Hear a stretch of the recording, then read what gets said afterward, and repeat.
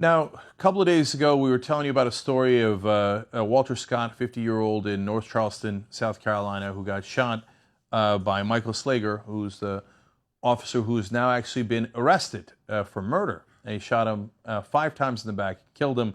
We saw the video. It was in cold blood. Clearly, the cop's life was not in danger. That's why he's been arrested.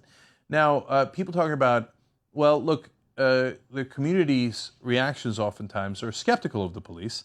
Now, in other cases, you don't always have the video, and then you have your two camps that go into and say, one camp says the cop's always right, the other camp says the community's right. It's hard to tell. Now, the reason we have those camps is because the great disparity in the police departments oftentimes in these communities. For example, in the case of Ferguson, 67% of the residents in Ferguson are black, but of the 53 policemen in Ferguson, only 3 are black. So that's an amazing number.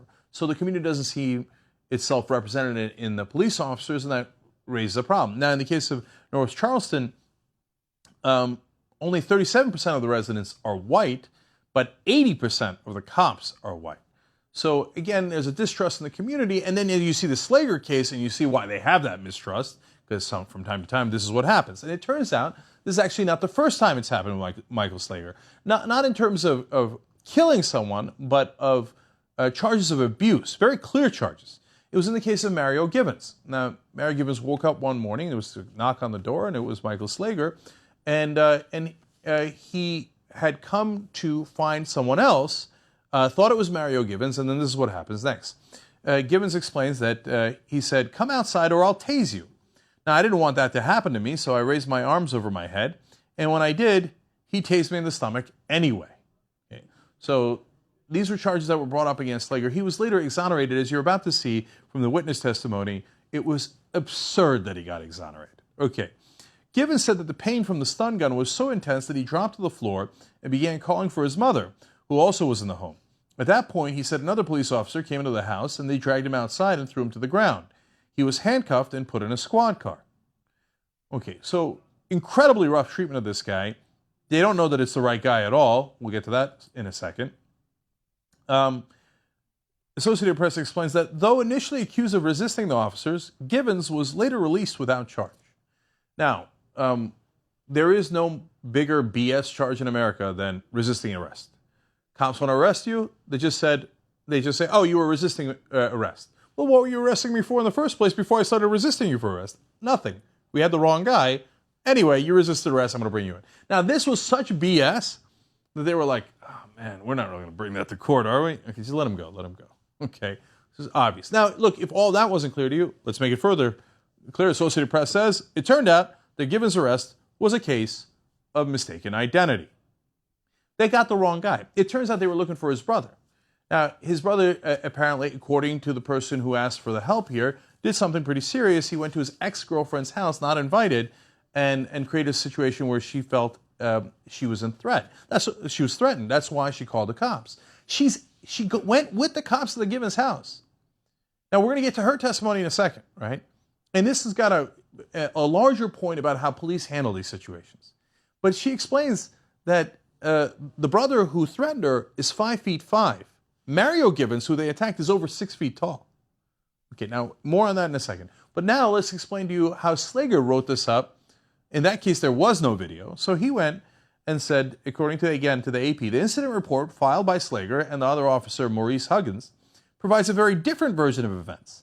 In the report obtained by the AP through a public records request, Slater wrote that he could not see one of Givens' hands and feared he might be holding a weapon. Another one that's oldest trick in the book. I thought he was holding a weapon, so I tased him, I shot him, I did whatever I wanted to do to him, and then later I said he was resisting arrest. Come on, man, these are so standard operating procedure. And by the way, when there's no video, it works every time. A lot of people in the community are like, yeah, of course, the cops never lie. Yeah, he must have seen a weapon or something, or thought he saw a weapon. Of course the guy was resisting arrest. Look at him, right? And by the way, it worked in this case. He got off on this, even though, as you're about to see, he was unbelievably wrong. Okay, one more, though, from his perspective. When Givens didn't comply, Slater said he entered the home to prevent him from fleeing and was then forced to use a stun gun when Givens struggled with him. The officer's report describes the Givens brother as looking just alike.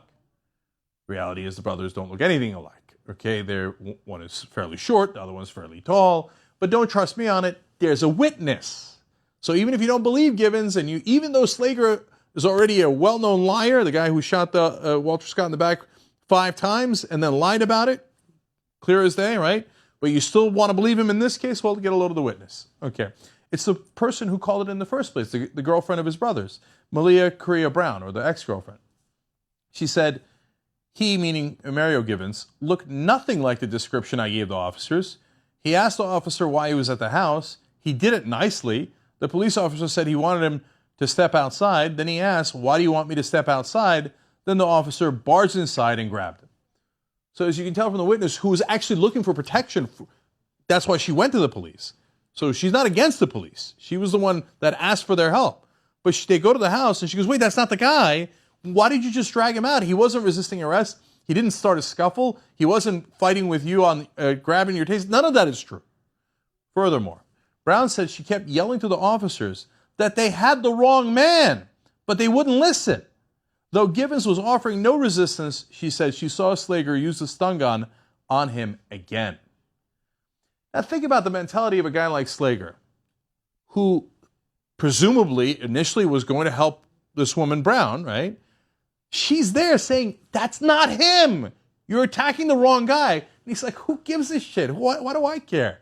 Wrong guy, right guy, they're all guilty. Let me stun him a couple of more times. Let me handcuff him. Let me arrest him. You had the person you were supposed to protect. That's not the guy. That's not the guy who threatened me. You got the wrong guy. I don't care. I got a black guy and I'm beating on him. What difference does it make? Gee, that guy wound up killing somebody else who was also an unarmed black man. Boy, I couldn't have seen that coming. And by the way, his cop partner there covered for him in that case. They saw him drop the taser in the Walter Scott case. We saw it all on video. He picked it up from one place, put it next to the dead body.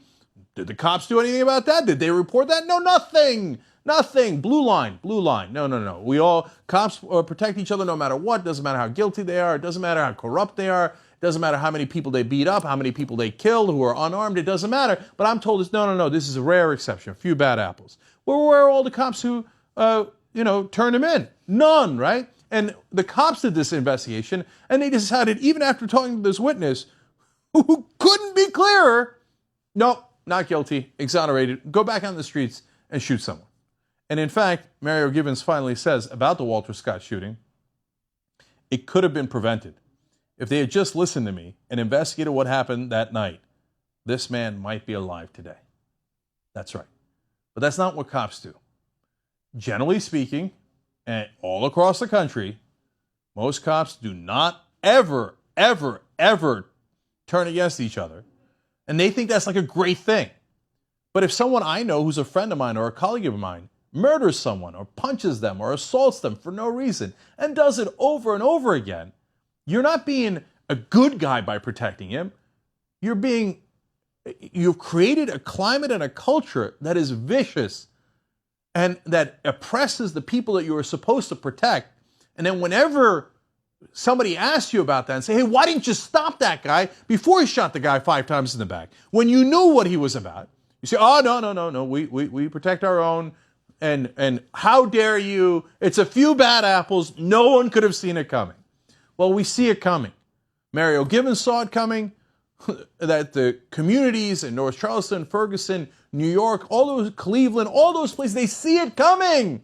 That's why they say you got to do something to fix the culture, the underlying culture where the cops view the public as not the people they're supposed to protect, but as the enemy.